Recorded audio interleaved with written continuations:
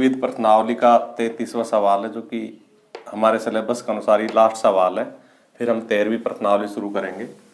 सिद्ध कीजिए वृत्त के अंदर किसी बिंदु से, तो वो किसी बिंदु हमने M लिया है, होकर जाने वाली सभी जीवाओं में से, तो इस M बिंदु से होकर हमने एक जीवा AB खींची, एक जीवा CD खींची, और भी खींच सकते हैं, पर हम इन दो से ही सिद्ध कर लेंगे। वह जीवा सबसे छोटी होती जो उस बिंदु से होकर जाने वाले व्यास पर लंब है। यानी कि जो AB जीवा है हमें छोटी सिद्ध करनी है, क्योंकि उस बिंदु M से होकर जाने वाले व्यास के ऊपर ही क्या है, लंब है, 90 डिग्री का कोण है। ये जो दूसरी लंबवत नहीं है, ये इतना ही कोण बना रही है व्यास के साथ। जो दूसरी जीवा है CD, वो सिर्फ इतना कोण बना रही है व्यास के साथ, जबकि ये 90 डिग्री का कोण बना रही है। तो ये AB छोटी है और CD बड़ी है, ये हमें सिद्ध करना है। और CD की तरह और जितने भी इस बिंदु से खींच सकते हैं, अनंत जीवाएं खींच सकते हैं, वो सारी बड़ी हो जाएगी, केवल AB सबसे छोटी हो जाएगी। तो हमसे दिया तो क्या है, M से गुजरने वाली जीवा AB और CD, और व्यास PQ जो कि AB पर क्या है, लंब है। तो हमें सिद्ध करना है AB जीवा छोटी है और CD जीवा बड़ी है। अब देखिए, इसकी उत्पत्ति में हम बताएंगे कि हमने ये लंब खींचा है, इसमें हम कहेंगे कि OR लंबवत CD खींचने पर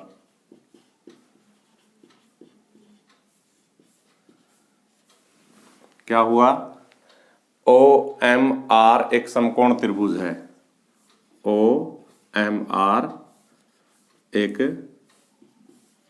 समकोण त्रिभुज है। क्यों है ये समकोण त्रिभुज? क्योंकि हमने लंब खींचा है, ये कोण 90 डिग्री है, अतः ये OMR समकोण त्रिभुज है। और समकोण त्रिभुज का कर्ण सबसे बड़ी भुजा होती है। चूंकि समकोण त्रिभुज में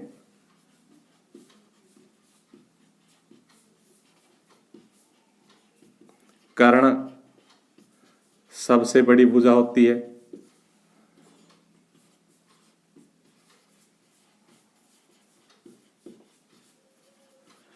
इस प्रकार से OM बड़ी हो गई OR से, क्योंकि OR भुजा है और OM कर्ण है, इसलिए OM बड़ा है OR से। और हम जितनी भी जीवाएं खींचेंगे, जैसे एक जीवा यहां से ऐसे खींच लेंगे, तो उसके लिए भी कर्ण बनेगा, यानी हर एक के लिए OM कर्ण बनेगा। हर जीवा के लिए OM बड़ा होगा OR से। OR का मतलब अगर हमने दूसरी जीवा खींची होती और उसमें भी अगर OR लंब डाला होता, तो उससे हमेशा ही बड़ा होता।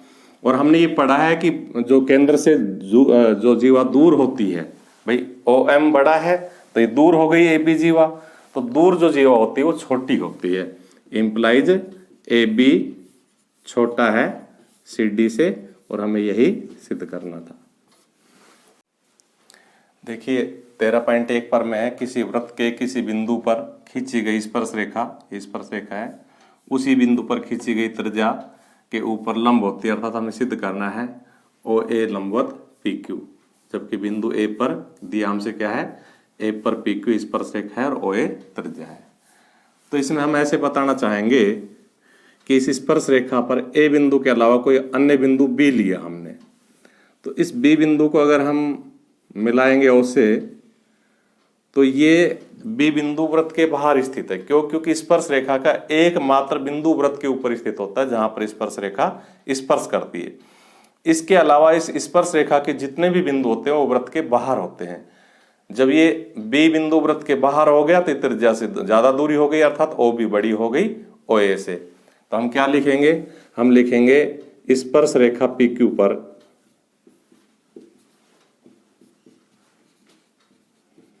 बिंदु B लिया,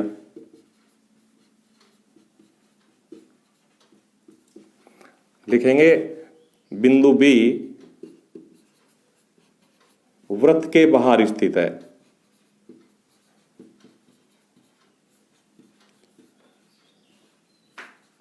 क्यों स्थित है?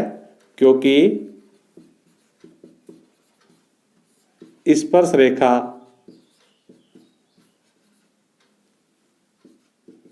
का एक ही बिंदु,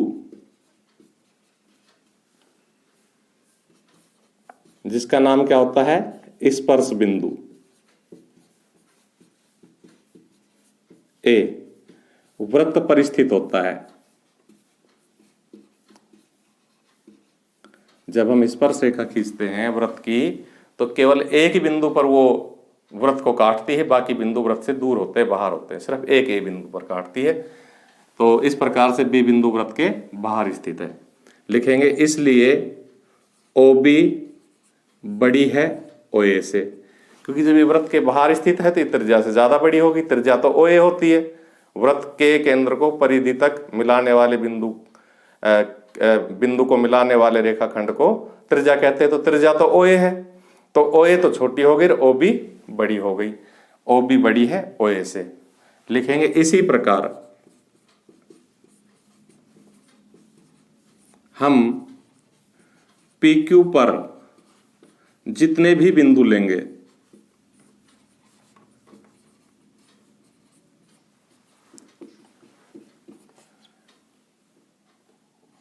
एवं उनको केंद्र से मिलाएंगे, जैसे बी को केंद्र से मिला रखा है,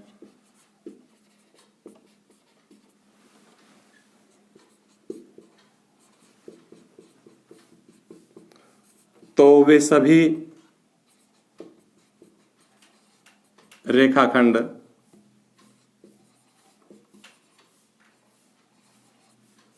ओ ए से बड़े होंगे।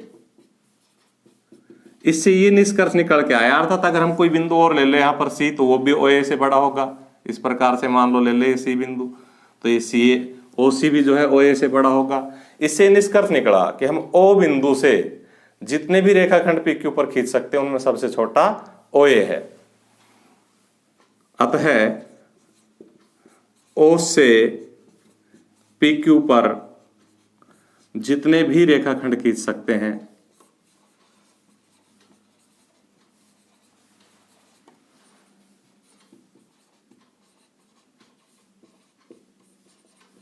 उनमें सबसे छोटा रेखाखंड ओ ए होगा।